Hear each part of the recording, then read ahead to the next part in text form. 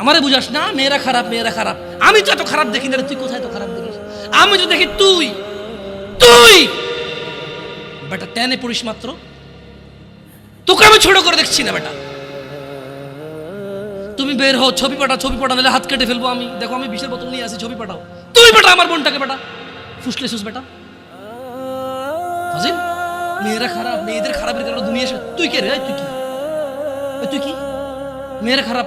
শোন, আমাদের গ্রামে প্রবাদ আছে, ধর্মীয় কথা না এটা। এখন যেটা বলছি এটা প্রবাদ, এটা ধর্মীয় কথা না।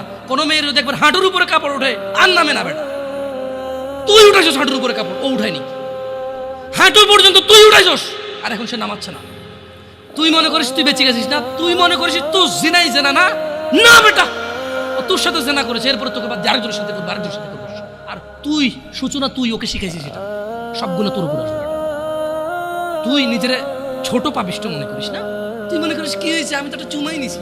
আমি তোকে বলছি ছবি তুলে পাঠাও, টয়লেটে যাও, ব্লাউজ খুলে ছবি তুলে পাঠাও, জামা খুলে ছবি তুলে। ফাজিল।